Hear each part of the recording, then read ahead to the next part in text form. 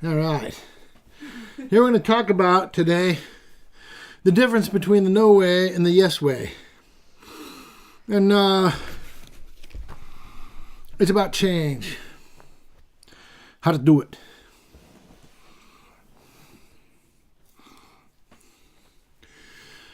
A lot of times, you have a desire for a new life, and you may be making some efforts in that direction. But really, you may need a real new lease on life, actually, to have a new life. It won't be enough just to try some new things or put a little more speed on the ball, a little more effort in.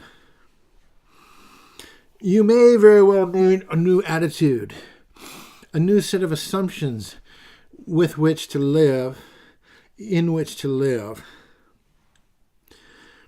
You may need a new way to go and not just more going.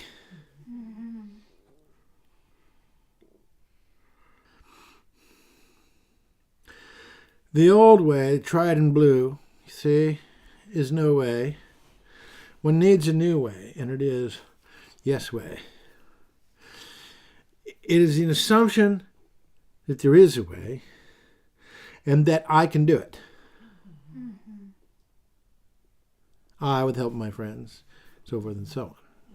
Right? I can do it. So, for example, a lot of people have entered into relationship with the old way of thinking about relationship, but with more participation than they're used to, and done that for a while and hit their head up against a certain mysterious wall or set of limits that became tiresome, and then they eventually petered out. Right?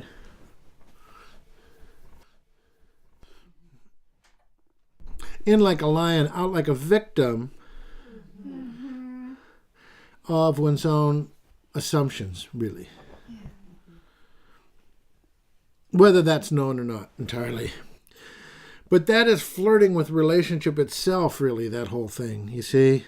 And that flirtation lacks the kind of oomph and intention and assumptions that would be necessary for it to get any further than those excursions, those miniature adventures into relationship. No. It would be like you're walking down the street, you see a bar, you know. It looks charming, inviting, exciting, hideous, black, and you stick your head in there and you get a whiff. It smells like smoke and alcohol, and maybe a little vomit and urine, you know. And then you don't go in there any further. You go back out. How are you going to get drunk like that? That's not going to work. That's the no way. You have to go into the bar, you have to sit down, you have to pay for 5 or 6 drinks and get good and drunk if you want the in-the-bar experience. Now, it's the same with relationship, okay? You don't just smell it. You don't just play around with it nominally, timidly, provisionally. See? You have to go in and do it, you see, entirely. And in order to have that bold attitude of really entering into it, you have to have the attitude that you can do it, that you can succeed, because otherwise you will naturally be timid in your approach. So now we get to see that the attitude you start with is the result you end up with.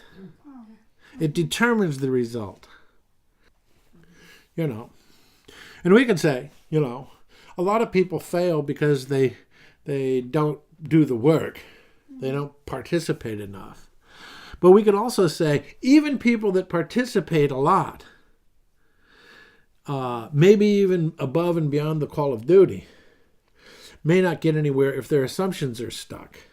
What about the Harold guy, the very insecure guy who does all the, who gives flowers right up until she gets a restraining order? He was willing to do the work, wasn't he? Mm-hmm. He did a lot of it, right? Up until he got the restraining order, right? Apparently his attitude let him down. You see? He had a no-way attitude, even though he was willing to work. So you've got two kinds of people there standing by the Safeway. One says, we'll work for failure. The other one says, we'll not work for failure. Mm-hmm. Well, they're both going to fail. Right. That's right.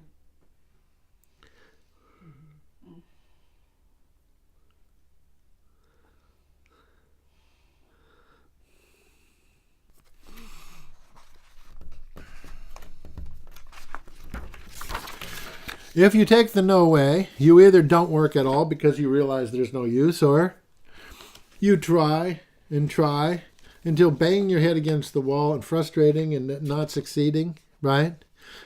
Before you get the message that if you keep it up, you'll probably get a restraining order, if anything. That might be your best result, or at least your last result inside the game. Till they throw you off a cliff, huh? For trying so hard and so stupidly. Right? You see? So a person needs a new attitude, right? To have change. It takes change for change, and the most effective form of change is inner change of attitude, change of belief, change of assumption about what can be. That's everything. That really is the whole game. The rest is just the outworking of the success that a person has already embraced internally. No bullshit. Really known. I can do this. Success is mine. Right? And what's interesting is when you have hope, you have energy. It does take energy to succeed. It may take some work, some effort. And it's true that if a person makes the most middling effort, their chances of success are limited by that. But get this. What about a fat slob crawling around all over the sidewalk of New York because there's $20 bills that got unleashed from the 20-story window all over the sidewalks? That person wouldn't normally do nothing except eat potato chips and watch TV. This person is out there like a banshee, a fiend, right? What about the people who boringly picked away at their little gold mine in the treasure of Sierra Madre or something, and then suddenly hit a vein? They were working 6 hours a day. Now they're working 18. And with energy to spare at that. Why? Because it's happening. That's why. It's not happening. Huh? They are on the yes way. And that unleashes infinite energy. The no way depresses the spirit and with it the energy. Huh? You see?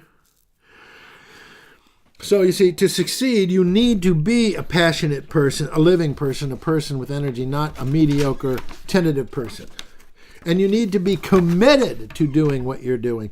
But to have all that, all you need is an attitude that success is for you and that you're winning. You see, with that comes the energy that you need. Everything else is in the package. With the right assumption. Yeah. Truly, you see. Absolutely. Right? So this is why I say, what I'm selling to people who want to change is the idea of a new life. Yeah. The idea of the possibility of a new life.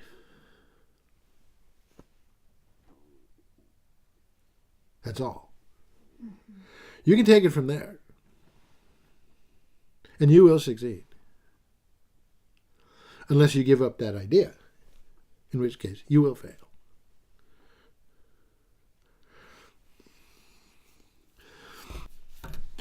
So now, just in closing, here's the difference between the no way and the yes way. In the no way, a person may or may not, but they can, possibly, move their bed and their pictures around within their 5x8 prison cell. That's what happens when you keep your assumptions the way they are of inability, impossibility, and yet you work. You are moving things around within your prison. You can turn your bed upside down. You can put it up against the wall. You can put it to the other side. You can move all the pictures in different ways. And there you are. You have completely renewed your exact same prison cell with its exact same dimensions. Or you can make a jailbreak, okay? Or you can get out of the cell. That's the yes way. If you assume that you are free to change and that you will succeed in relationship, that you will succeed in love, that you will succeed in life, right? Then you can and you will based on that. You'll have the energy and optimism necessary to do the work, but you will also have the attitudes that will allow that work to be successful. And then you will be out of prison. You will be free. You see, freedom is in here. Right? Yeah. You see? So that's the yes way. Yes, there is a way, is the way. Yeah. And guess what? The no way is no way. You know, now that's obvious, but that's what I get paid for, you see? Yes. You don't work within your limitations if you're smart. You get rid of them and you work without them. Right? Or you just enjoy, a brief ride downstream in the beautiful current of life.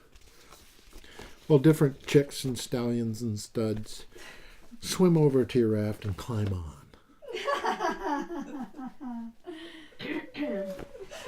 And you're just there with your daiquiri and your parasol and your log raft, collecting applicants.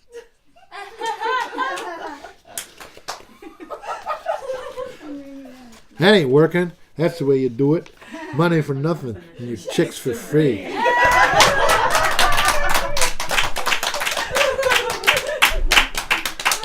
All right?